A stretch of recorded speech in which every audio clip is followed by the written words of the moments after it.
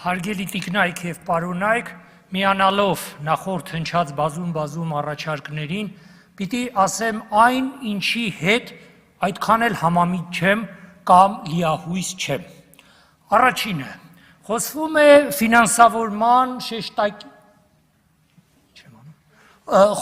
է ֆինանսավորման շեշտակի բարձրացման մասին։ Անկեղծ ասած, ես չեմ հավատում, իհարկե կողմնակից եմ, որ իմ շատ սիրելի գործընկերները մի կտոր հաց ունենան իրենց զավակներին կերակրելու կամ ստեղծագործական հնարավորությունները նրանց ընդլայնվեն, բայց անկեղծ ասած դրան չեմ հավատում, որովհետև մենք պոստպատերազմյան իրավիճակում ենք ապրում եւ մեր ազգի առաջ ծառացած խնդիրները այնքան շատ են, որբերը զոհերի ընտանիքները, վիրավորների վրա արվող ծախսերը այնքան շատ են, որ եթե ես էլ լինեի վարչապետը եւ ինձ առաջարկեի, թե այս 25 միլիոն դոլարը դու առաջնահերթ ուղղիր գիտությանը, թե ուղղիր զոհվածների, վիրավորների ընտանիքներին, ես անտարակույս զոհվածների ընտանիքներին կտայի, որտեղ սա պետության առաջնային պարտքն է, որովհետեւ այս պատերազմում մենք պարտվել ենք բոլորիս մեղքով, այդ թվում նաև գիտնականների մեղքով։ Ես ուզում եմ այսպիսի մի հռետորական հարց տալ։ Եթե մեզնից որևէ մեկը իր ասպիրանտներին այսպիսի մի թեկնածուական ատենախոսություն առաջարկեր, ԵԱՀԿ Մինսկի խմբի համանախագահների առաջարկի, այսպես կոչված Լավրովյան պլանի ալտերնատիվա չունենալը, առաջիկա պատերազմում պարտվելու դատապարտվածությունը։ Ես հարց եմ տալիս, իմ շատ սիրելի գիտության կոմիտեի նախագահը այդ թեման կհաստատեր, կֆինանսավորեր։ Ես հարց եմ տալիս, ԲՕԿ-ը այդ դիսերտացիան եւ ղեկավարին եւ թեման կհաստատեր, թե ոչ, չէր հաստատի, որտեղ ԲՕԿ-ի աշխատակիցը, որը քաղծառայող է, նա էլ իր երեխայի մի կտոր հացի մասին է մտածում, կասեր դա հակասության մեջ է մտնում այս նորմատիվ ակտերի հետ, ոչ ստանդարտ շիֆրերի մեջ չի տեղավորվում, այս փորձաքննության մեջ չի տեղավորվում, հասկանում եք, եւ չէր ֆինանսավորվի այդ թեման, բայց մենք այսօր կարող էինք ունենալ անհամեմատ ավելի քիչ զոհեր, անհամեմատ ավելի քիչ վիրավորներ, անհայտ կորածներ, չունենայինք այս դաժան պարտությունը։ Ինչով է արևելագետը տարբերվում քաղաքագետից։ Այստեղ նստած է մեր ռազմական ինստիտուտի ղեկավարությունը եւ այլն։ Որ եթե նրանք նայում են ժամկետները, մենք ժամանակին գեներալ Քոթանջյանի հետ բազմաթիվ հրապարակումներ ենք ունեցել Հայաստանում եւ արտասահմանում, դեռ տասնամյակներ առաջ, խաղաղ կարգավորման վերաբերյալ, որ եթե քաղաքագետները նայում էին հարցերը հետեւյալ կտրվածքով, ասենք, մի տարի, 5 տարի, 10 տարի, ապա արևելագետը հարցերին նայում է դարերի, հազարամյակների կտրվածքով։ Եվ ասիկ, առաջին նախագահը Հայաստանի Հանրապետության, որը նաև արևելագետ դոկտոր է եւ ֆունդամենտալ հետազոտող, նա զգուշացնում էր, որ խաղաղ կարգավորումը այլ դրակ չունի, բայց նրա առաջարկը այդպես էլ մեր հասարակական քաղաքական դաշտի համար, ընդհանրապես այս դիսկուրսի, հոլովույթի, քննույթի համար մնաց ընդամենը որպես մարգինալ առաջարկ։ Ես հիմա այստեղ չեմ եկել, ես ինքս ոչ մի կուսակցության անդամ չեմ, երբեք չեմ եղել Լևոն Տեր-Պետրոսյան քաղաքական գործչի թիմում, բայց անշուշտ հարգում եմ նրան որպես արևելագետ դոկտոր։ Հիմա եթե մեկ այդպիսի առաջարկ աներ, ասեր եկեք գնանք խաղաղ կարգավորման, լավագույն դեպքում նրանք կդիմեին, չէին իհարկե այրի ինչպես Ջորդանո Բրունոին, բայց մնացածը նույնն էր, որովհետև քարացած ավանդույթի, քարացած մտածողության մեջ դա չի տեղավորվում, ուրեմն այդ մարդը հաստատապես այդ ասպիրանտը գիտական կոչում չէր ստանա, իմ կողմից շատ սիրելի գիտության կոմիտեն էլ հաստատ այդ թեման չէր ֆինանսավորի, որտեղ դա ոչ ստանդարտ մտածողություն է։ Առնվազն այդ գիտաշխատողը կհայտնվեր մեկուսացված վիճակում։ Ինձ այս ելույթներից պարոն Բաղչանյանի ելույթը շատ դուր եկավ, ճիշտն ասած չնայած իր սրությանը, որովհետև խոսում էր ոչ ստանդարտ լուծումների մասին։ Պիտի հասկանանք, մենք հիմա կառավարությունն ով է, ընդհանուր փողի տնօրինողն է։ Դա մեր ազգային փողն է, մեր պետական փողն է։ Իհարկե պիտի պահանջենք, Բայց եթե նույնիսկ այդ 25 միլիոնը 50 միլիոն դոլար դառնա, դա մեկը միջազգային չափանիշներով հարց չի լուծելու։ Մենք Ռադիկ Մարտիրոսիչի հետ ես պատիվ եմ ունեցել ուղեկցել Ռադիկ Մարտիրոսեվիչին մի քանի անգամ իր արտասահմանյան ուղևորությունները դեռ 20 տարի առաջ։ Այն ամենամիջակ համալսարանները, որոնք ոչ Նոբելյան լաուրեատներ ունեն, ոչ միջազգային մրցանակներ ունեն, ոչ էլ մեր չափ միջազգային, ասենք օտարերկրյա պարգևներ, շքանշաններ եւ այլն, նրանց ֆինանսավորումը 300 միլիոն դոլար է։ Նույնիսկ ոչ զարգացած երկրներում, ասենք նույն Թուրքիայում կամ պոստխորհրդային տարածքում։ Հիմա այդ 25 միլիոնը որ դառավ 50 միլիոն, միևնույն է եկեք ճիշտն ասենք, որ դա էական փոփոխություն չի կարող մտցնել։ Իհարկե մի կտոր հացը կարևոր մարդ է, որտեղ մարդուն կարելի է վերջին հաշվով սովից սպանել կամ այնպիսի մի պայմաններ ստեղծել, որ խեղդել, ամենահանճարեղ մարդուն էլ միշտ ես այս Միլոշ Ֆորմանի ֆիլմով ասեմ, միշտ մի Սալիերի կճարվի, որը միշտ կարող է ուրեմն Մոցարտին խեղդել, մեկուսացնել, հա, այնպիսի մի պայմաններ ստեղծել, որ նրան ոչնչացնի։ Բայց ստեղծագործող մարդու համար շատ կարևոր է ստեղծագործական ազատությունը, եւ այդ ստեղծագործական ազատությունը ավելի կարևոր է, քան մի կտոր հացը։ Մեր արտագաղթած գիտնականների, դասախոսների իմ երկու ասպիրանտներն էլ հիմա նախկին Գերմանիայում են, մեկը Համբուրգի համալսարանում, մեկը Բերլինի Ֆրայ համալսարանում։ Նրանք փողի համար չեն գնացել, նեղացած են գնացել։ Նույնիսկ խորհրդային երանելի ժամանակներում մեր գիտության մշակույթի նախարարությունը գործել է մեր գիտության մշակույթի դեմ մեծավ մասամբ։ Եվ մեր գիտության չինովնիկները գործել են մեր գիտության դեմ։ Ես ուզում եմ սա հանկարծ որևէ կերպ իմ սիրելի պրոֆեսոր Վահրամ Դումանյանին առնչվի, այստեղ չի իրեն հեռակա ասեք օգնականները, որովհետև նա որպես պրոֆեսոր մեր գործընկերն է եղել տասնամյակներ 30 տարի, եւ մենակ նրա համար, որ հիմա ինք այս հետպատերազմյան կառավարության մեջ է, ես իրեն որպես թշնամի իհարկե չեմ ընդունում։ Իհարկե պիտի կառուցողական դաշտում լինի մնանք։ Որտեղ ոչ կառուցողական դաշտը դա քաղաքացիական պատերազմ է, դա պրագմատիկ չի, դա լուծում չի, դա փակուղի է։ Եվ ոչ միայն կառուցողական դաշտում, բանավիճելով, սուր բանավիճելով, բայց սիրով բանավիճելով, իրար սիրելով, ամենաանկեղծ, ամենաբարդ խնդիրները լուծելով եւ ազատ արտահայտելով։ Մենք ինչի ենք ակադեմիկոս Ռադիկ Մարտիրոսյանին, հին համալսարանականներս, ես ասում եմ, ես քծնելու որևէ բան չունեմ, քառորդ դաշ ղեկավարում եմ, ուրեմն ԵՊՀ թուրքագիտության ամբիոնը,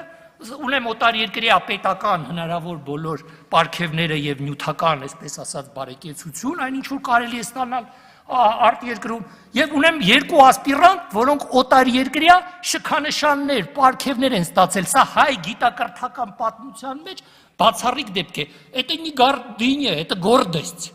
Սա մեծամտություն չի, ես իրավունք ունեմ իմ աշակերտներով հպարտանալ, պարոն Հայրապետյանը շատ լավ ճանաչում է, բոլորովին վերջերս Ղազախստանի նախագահ Տոկաևի հրամանագրով Շուշանիկ Խաչատրյանը իր համակուրսեցին ստացավ բարեկամության 2-րդ աստիճանի շքանշան, եւ իր մյուս համակուրսեցին Ամալիա Պետրոսյանը ստացավ Թուրքմենստանի նախագահի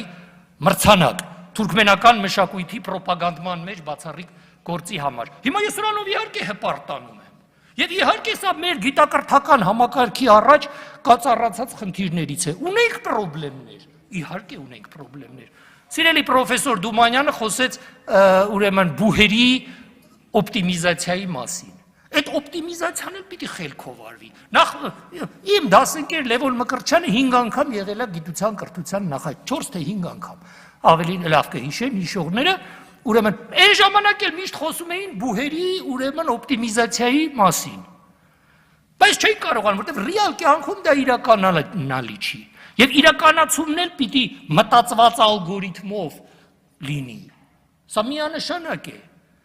Հետո մեծ ու փոքր բուհերով չի, միայն Խիրշի ինդեքսով չի, միայն Սկոպուսով չի եւ այլն, հա, ես նոր գիտության կոմիտեին նախագահին իմ շատ սիրելի ուրեմն գործընկերոջը ցույց տվեցի, որ մենք այդքան հետ չենք այդ չափորոշիչներով իրականում, հա, եւ Փարքաստով վախենալու բան չունենք այդ տիպի մրցակցությունից, բայց իրականում ուրիշ չափանիշներ կան։ Հիմա Մոսկվայի պետական համալսարանում բնականաբար Սկոպուս հոդվածներ եւ Խիրշի ինդեքս շատ ավելի բարձր է, քան Մոսկվայի, ասենք, կոնսերվատորիան, բայց Մոսկվայի կոնսերվատորիայում օտարերկրյա շքանշաններ ստացած, ասենք, գործիչներ ավելի շատ կան, բնականաբար, քան Մոսկվայի պետական համալսարանում։ Այմա խոսում ենք 4 գրադացիաների մասին։ Սխալ է 2 գրադացիայով գիտության գնահատումը։ Մեկը դա պարզ է տեխնացու դոցենտ, ուրեմն դոկտոր, պրոֆեսոր, հոդվածներ եւ այլն, սա պարզ է, առանց սրա, առանց PhD-ի կամ տեխնացուի կամ դոկտորի, ինչ ուզում եք անունը դրեք, առանց դրա բնականաբար աշխարհում համալսարան չկա։ Երկրորդ փուլը, լավ, presence, ներկայացվածություն, խիրշի ինդեքս, սկոպուս հոդվածներ եւ այլն եւ այլն, բայց սա ընդհանրապես երկրորդ փուլն է։ Կա երրորդ փուլը, քեզ արտասահմանում ինչպես են գնահատում, այսինքն ամեն մարդ կարող է կանգնել ասել, ես այս գյուղի ծաղիկն եմ, այն հայտնի Բալաբեկի նման ավակ սերունդը կհիշի, հա, բայց այդպես չի, ուրեմն աշխարհում ինչպես ես դու ընթան, ես համաձայն չեմ, որ պետք չի գիտությունից ոչինչ ակնկալել, առաջին հերթին գիտությունից, նաև հումանիտար գիտությունից, պետությունը, հարկատուն, հասարակությունը, կառավարությունը իրավունք ունի պահանջելու այն, ինչ կարող է անել միայն գիտնականը կամ ստեղծագործող անհատականությունը։ Բայց դրա համար պիտի այդ ստեղծագործող անհատականությունը իհարկե չնեղացնել, որովհետև դա ավելի կարևոր է, քան նրան նույնիսկ աշխատավարձը 1000 դրամ ավել կամ պակաս տալը։ Մեր մշակույթի խոշորագույն գործիչները ամենաերանելի ժամանակներում Հայաստանից փախել են, այդ թվում Առնո Բաբաջանյանը, կոմպոզիտոր Թարիվերդիևը, աշխարհահռչակ նկարիչ Ռուդոլֆ Խաչատրյանը, որը Ռուսաստանում ստացավ Գեղարվեստի ակադեմիայի թղթակից անդամի եւ ուրեմն ժողովրդական նկարչի կոչում, իսկ Հայաստանում նա մի հատ բուհական դիպլոմ էլ չունի։ Այս դիպլոմներն էլ շատ վիճելի բան է, եթե գնաք Կազանի ֆեդերալ համալսարանը, դաշնային համալսարանը, հա, իրենք ամենից շատ հասկանում եք ինչ համալսարան է, գիտեն Ռադիկ Մարտիրոսևիչը Լաբաչևսկու համալսարանն է, Բուտլերովի, Բեղծերևի, Վիշնևսկու, Բոդուեն դե Կուրտենեի եւ այլն,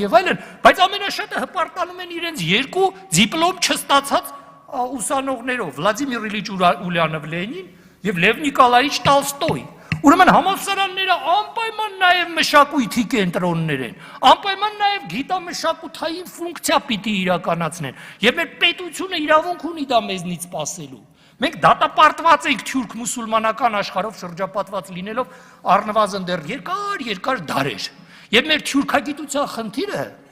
ի վերջո շատ լայն առումով հայոց պետականության ադապտացիոն մեխանիզմների մշակումն է։ Հայոց պետականության, հայ ազգի այս տարածաշրջանում ապրելու։ Իհարկե մենք պիտի մեր քայլերը մաքսիմալ սինխրոնիզացնենք մեր բնական դաշնակիցների, մեր եղբայրների հետ, ռուսների եւ ֆրանսիացիների հետ, որ մեր եղբայրներն են, բնական աստծուց մեր եղբայրներն են, բայց մենք պիտի սինխրոնիզացնենք նրանց հետ մեր քայլերը։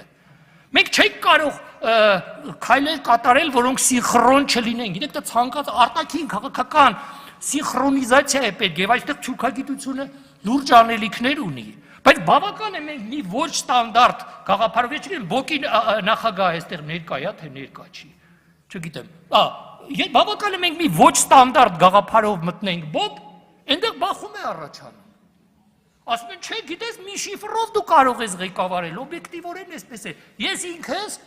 ուրեմն 4 շիֆրով ղեկավարել եմ, 4 շիֆրով հաստատված նույն այդ Բոկի կողմից տարբեր տարիների ընթացքում ատենախոսություններ եմ ղեկավարել, որոնք ասում եմ արտասահմանում են աշխատում, այստեղ էլ կան առաջատար դիրքեր են։ Բայց հիմա մենք խնդիր ունենք Բոկում հաստատելու մի ատենախոսություն, որի համար դեռ չպաշտպանված, արդեն Ղազախստանի նախագահ Տոկաևը իր հրամանագրով ուրեմն երկրորդ աստիճանի շքանշան է տվել միակ հային 10 միլիոնի մեջ։ Բայց բախում է, Բոկի աշխատողը քաղծառայող է, ասենք այդ բաժնի վարիչը, ասում է, բայց ես կառավարության որոշում եմ խախտում, Սաֆարյան ջան։ Հա, ուրեմն պիտի գտնենք այդ ալգորիթմները, ոչ ստանդարտ լուծումների։ Ես խոստանում եմ, պարոն Հայրապետյան, այլևս երբեք չգալ, ես հասկանում եմ, որ երկար եմ խոսում։ Ներող կլինեք։ Ուրեմն խոստանում եմ, երբեք այլևս չգալ, ես 25 տարի չեմ մասնակցել ներհայաստանյան ուրեմն միջոցառումների եւ 10 անգամ ավելի շատ խոսել եմ ղազախական, թուրքմենական, թաթարական, մոսկովյան հեռուստաալիքներով, քան ասենք հայաստանյան։ Հիմա այս հնարավորությունը եղել է թույլ տվեք շարքային պրոֆեսորների, շարքային ամբիոնի վարիչների անունից ձեզ քանա ասեմ։ То, что наболело, да, в душе։ Բայց իհարկե մենք հիմա հայտնվել ենք անելանելի վիճակում, բայց բոլորիս մեղքով ենք հայտնվել։ Բոլորիս հավասար, որ ասում են ով էր մեղավոր, բոլորս մեկն էլ ես որ չեմ կանգնել եւ այդ չեմ խեղտել գիտության կոմիտեին, որ ցույց տամ, որ Լավրովյան պլանը չունի ալտերնատիվա, որ պետք չի երեխեքին տանել կոտորել, որ նույն Նիկոլ Փաշինյանը, Սերժ Սարգսյանը կարողանային ավելի ազատ ժողովրդի հետ դիալոգ վարեին, երկխոսություն, ավելի ազատ, ավելի բաց երկխոսություն, հա ու մենք չունենայինք այդ զոհերը, չունենայինք այդ նյութական մյուս բարոյական կորուստները։ Իհարկե, այստեղ շատ ճիշտ խոսվեց, որ պետք է մտքի թռիչք լինի, երազանք լինի, բայց մարդը խոզից ինչով է տարբերվում։ Հիշում եք Ռադիկ Մարտիրոսևիչ, մեկը հարցրեց Գուրգեն Սահակյանին, ասում է Վիկտոր Համբարձումյանի ուսմունքից հայ ժողովրդին ինչ պրագմատիկ օգուտ կա, հա։ Գուրգեն Սահակյանը շուռ եկավ, ասեց այն օգուտը կա, որ խոզը մեկ-մեկ գլուխը բարձրացնում է աստղերին է նայում, հա, այդ օգուտը կա Վիկտոր Համբարձումյանի ուսմունքից, բայց այն ինչ որ կարող է անել գիտությունը, ոչ ոք չի կարող անել, բնականաբար, այն ինչ որ կարող է անել մշակույթը, համալսարանը գիտամշակութային ոչ ստանդարտ լուծումների առումով, միշտ հանճարը պարադոքսալ է, и гений парадоксов друг, мишт, и опыт сын ошибок трудных, и гений парадоксов друг, չիկ այլ կերպ չի կարող լինել, լավ որ չասեն Պուշկինին է ցիտում, մի հատ էլ մեր Պարուշ Սևակի, հա, եւ այլ մի մաշտոցանուն, այնտեղ է ծնվում հանճարը, որտեղ էլ չի մնում ոչ մի ճար, չէ, վերջացնում եմ, ես խնդրում եմ գիտության, կրթության, համապատասխան, ես խոստանում եմ այլևս երբեք չգալ, խոստանում եմ խնդրում եմ գիտության, կրթության օրենքում հաշվի առնել բոլոր ոչ ստանդարտ լուծումները, որտեղ այդ ոչ ստանդարտ լուծումներն են մեր միակ փրկուղակը, եւ հաշվի առնել ստեղծագործական կազմակերպությունների, ստեղծագործական անհատների ազատությունը, շնորհակալություն, ներողություն, հազար